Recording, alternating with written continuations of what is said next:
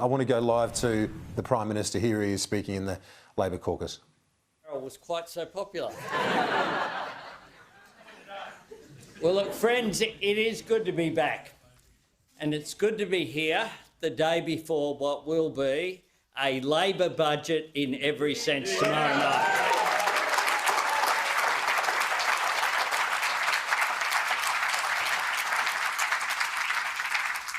A Labor budget which tackles the immediate challenges that are before us.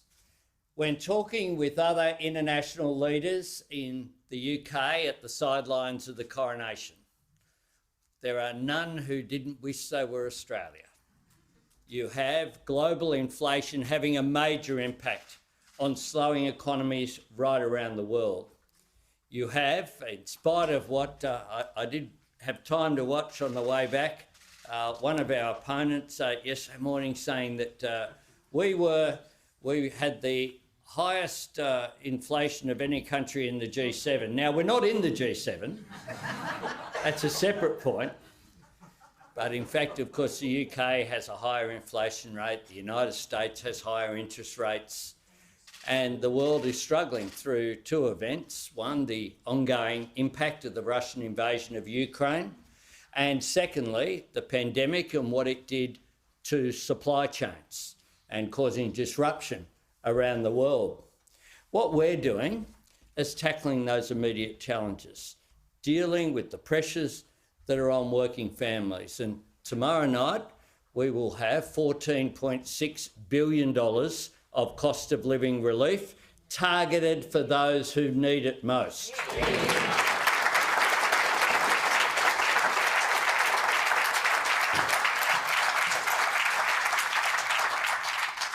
And I want to congratulate particularly Jim Chalmers, our Treasurer,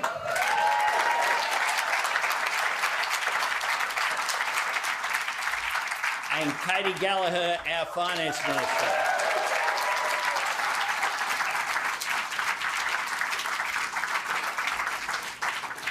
And all the members of the ERC who have sat for day after day, hour after hour, to the point whereby I had to leave the country to get away from those meetings to have a break.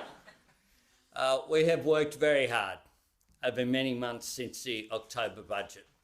We've worked hard as well because we've had to find dollars for all of those programs that ended on June 30 of this year. Essential programs on community services funding, essential programs relating to our national security, essential programs regarding infrastructure, regarding service delivery, right across the board, including in areas like health and education. We had to find money for the programs that it's not like they just were going to end on June 30, it's that they didn't begin.